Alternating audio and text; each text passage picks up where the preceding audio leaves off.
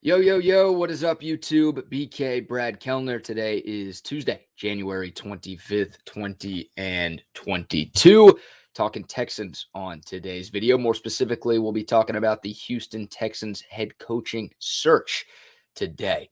Please like this video if you would be so kind. Please subscribe to this channel if you have not done so. We talk all things Houston Longhorns on this channel. So if you are a fan of either or both of those things, please give me a sub and tap that notification bell so you're always informed whenever I release new content. So the Texans have apparently requested a second interview with Eagles defensive coordinator Jonathan Gannon. And by all accounts, this is the first candidate that the Texans have asked to interview a second time. And teams don't request second interviews unless they have serious interest in hiring that candidate. So Jonathan Gannon, who interviewed last week for the Texans head coaching vacancy, is apparently going to get another interview sometime in the not too distant future with Nick Caserio, Cal McNair, Jack Easterby, and company down on Kirby Drive. A tweet last week from Aaron Wilson, who covers the Texans and who covers the NFL. He tweeted out after Gannon's first interview, quote, Eagles defensive coordinator Jonathan Gannon has made an extremely strong impression on the Texans, with league sources saying Gannon knocked it out of the park in interviews with them, the Broncos, and the Vikings. Very well prepared per sources, regarded as a very strong contender, end quote. So that was a tweet that went out last week. And then over the weekend, we hear reports from multiple sources saying that Jonathan Gannon is going to get a second interview with the Houston Texans. And look, Jonathan Gannon would not be my top choice for the Texans head coaching vacancy, but I think the Texans could do worse than Jonathan Gannon. Now, if you ask Eagles fans will tell you that he sucks, but Eagles fans will tell you that everybody sucks. They ran Doug Peterson out of town a couple of years after winning a Super Bowl. Not the most rational fan base in the entire world. But Jonathan Gannon, an up-and-comer, a guy in his 30s, who has been around the game for a number of years. And I think my favorite part of Jonathan Gannon's resume is the fact that he spent 3 years as a scout. From 2009 to 2011, he was a scout for the Rams. He was a college scout in 2009, and he was a pro scout in 2010 and 2011. So not only does he have coaching experience, and we'll get to more of that in a second, he's got personnel experience as well. He's got scouting experience too. The Texans have a lot of draft picks over the next couple of years, and I expect the Texans to get a few more draft picks in a Deshaun Watson trade sometime this offseason. So having a head coach who has experience scouting, not the worst thing in the entire world. I think that's an appealing characteristic for Nick Caserio and the Texans brass as well. So that's something that Jonathan Gannon has on his resume that not a lot of other coaching candidates do. And I think that's part of the reason why Gannon is a candidate here in Houston and also becoming a candidate in a couple of other spots around the NFL as well. Jonathan Gannon has only been a defensive coordinator for 1 year. Now, that's one more year as a coordinator than David Culley was in his 3 decades of NFL experience. But yeah, Jonathan Gannon, 1 year in Philadelphia. The Eagles ranked 10th in total defense. They were 11th in pass defense. They were 9th in run defense, 19th in scoring defense. So some decent numbers. Look, not a ton of talent in Philadelphia. The Eagles, I thought, did a phenomenal job working with what they had, finding a way to make the postseason this year when nobody expected them to do anything. And look, I think Jonathan Gannon deserves a lot of credit. Nick Sirianni, the head coach, will get the most credit. He deserves the most credit as the head coach. But look, the Eagles defense, I think, outweighed my expectations. They don't have a lot of talent. They dealt with some injuries this year, and I think they were pretty good, all things considered. So Jonathan Gannon, 1 year as a defensive coordinator.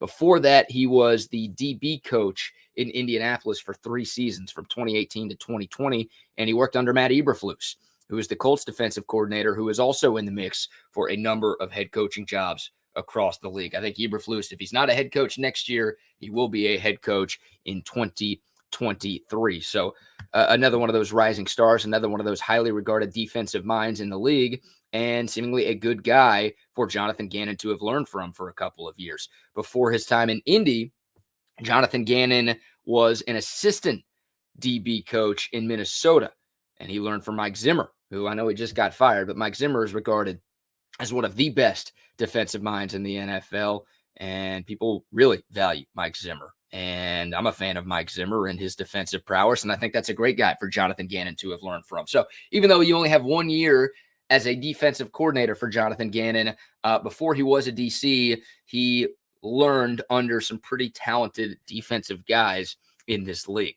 Jonathan Gannon, for the most part, runs a 4-down defensive front. And I think that is another appealing thing for the Texans because that's very similar to Lovie Smith. Some similarities in scheme between Jonathan Gannon and Lovie Smith. A lot of 4-down looks. You see a lot of 2-deep shell, right? They'll play some Tampa 2, a lot of zone defense from Jonathan Gannon.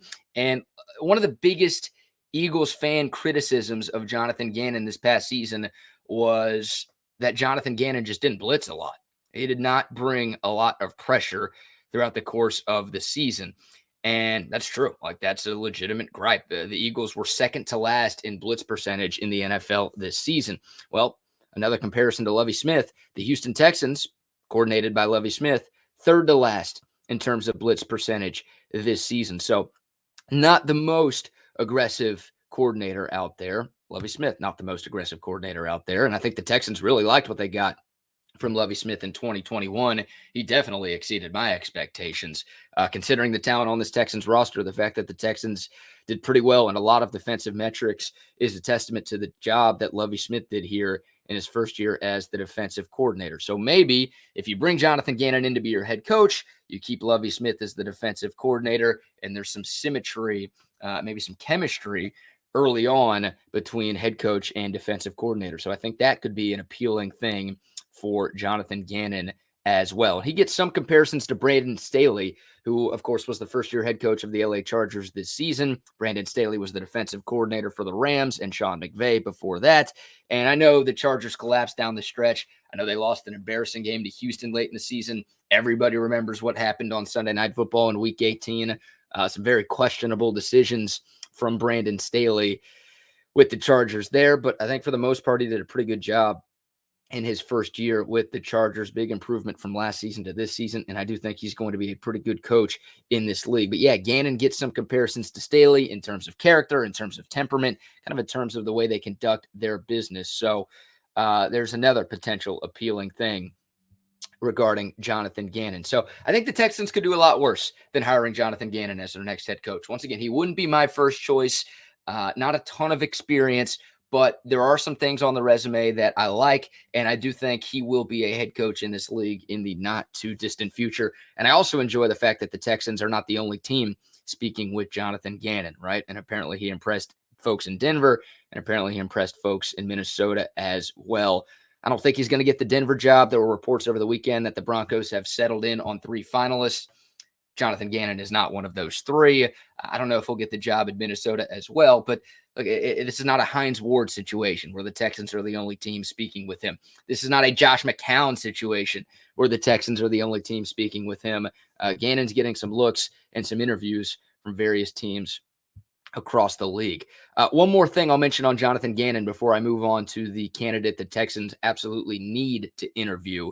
Another Eagles fan complaint about Jonathan Gannon, and there are a lot of them. First half defense, not good for Gannon. I found this interesting.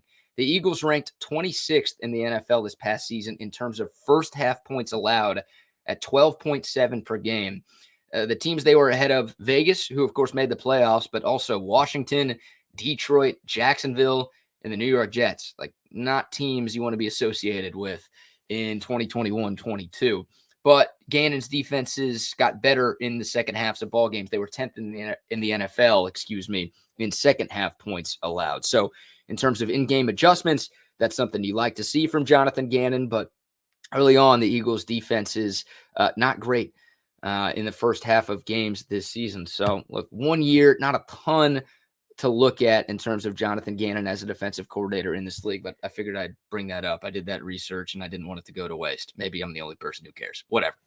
All right, enough on Jonathan Gannon. We'll obviously see how that thing progresses, and if he's the guy, we'll talk more about him here on this channel. But now let's go to the guy that the Texans absolutely need to interview.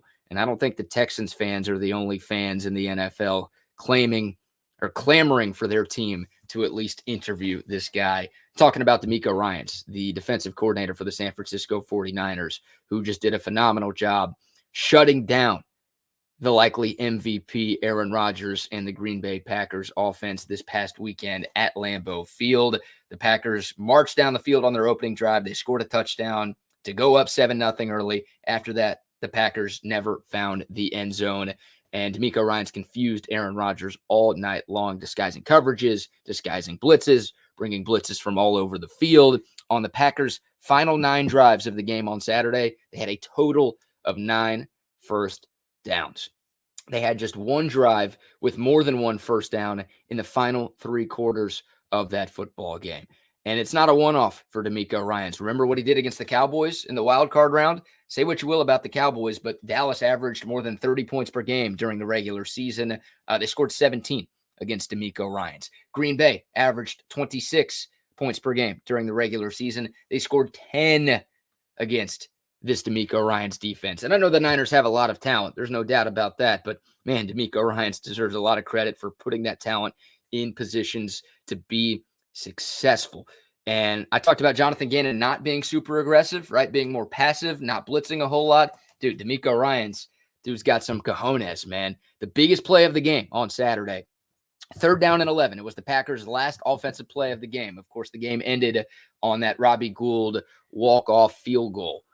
The last offensive play of the game for Green Bay was 3rd down and 11, where Aaron Rodgers threw a deep ball into double coverage to Davante Adams. I think everybody remembers that play. DeMeco Ryans brought both safeties. He brought the house on that play, and it forced Aaron Rodgers into a bad decision. It did. I know Allen Lazard was wide open over the middle on that play. That's a throw Aaron Rodgers should have made, but he didn't. The pressure got to him. He made a bad decision, threw into double, got the stop. They got off the field. Green Bay never saw the football again. DeMeco Ryans, man, the ball's on that guy. So if you're a fan of more aggressive defensive schemes, you're going to get that with compared to Jonathan Gannon. And against the Cowboys last weekend or the previous weekend, on 4th down and 11 on the Cowboys' second to last offensive drive, brought a 0 blitz. And that worked too. Forced an incomplete pass. Pressure got to Dak. He had to throw it earlier than he wanted to. Couldn't find Cedric Wilson deep down the field.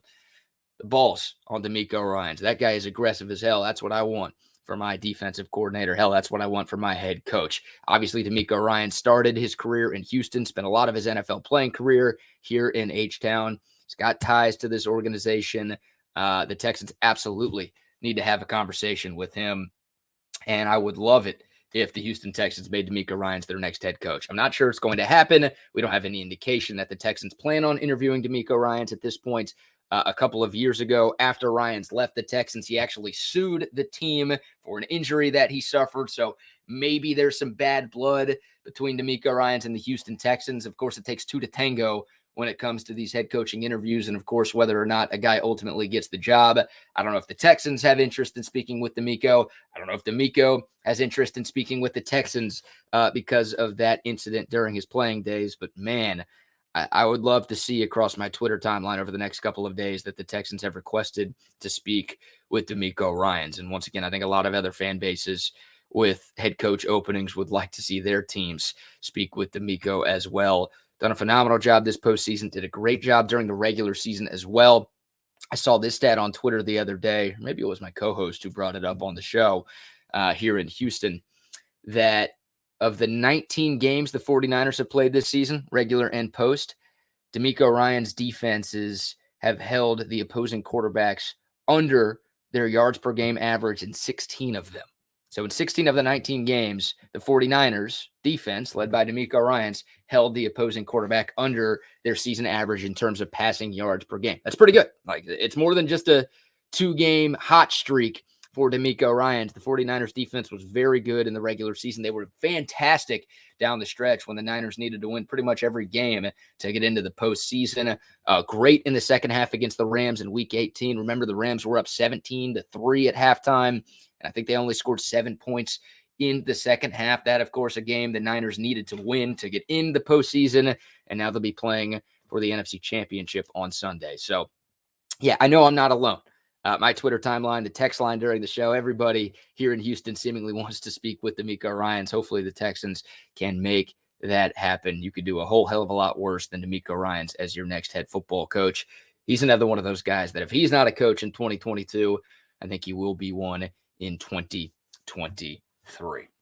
All right, guys, that's going to do it for today's video. Please comment below with your thoughts. What do you think of Jonathan Gannon? What do you think of DeMeco Ryans? Would you like the Texans to talk to him? Are you okay with Gannon getting a second interview? Who else do you want the Texans to talk to before they ultimately make their decision on who is going to replace David Culley as this team's next head coach? Please like this video if you haven't yet, and subscribe to this channel as well. Tap that notification bell too, so you're always informed whenever I drop new content. All right, guys, appreciate the love. Thanks so much for watching. Until next time, have a good one. And by the way, listen to the show. I should have plugged this a long time ago. ESPN 97.5, The Wheelhouse, every weekday from 3 to 7. You can listen online at ESPN975.com. All right, guys.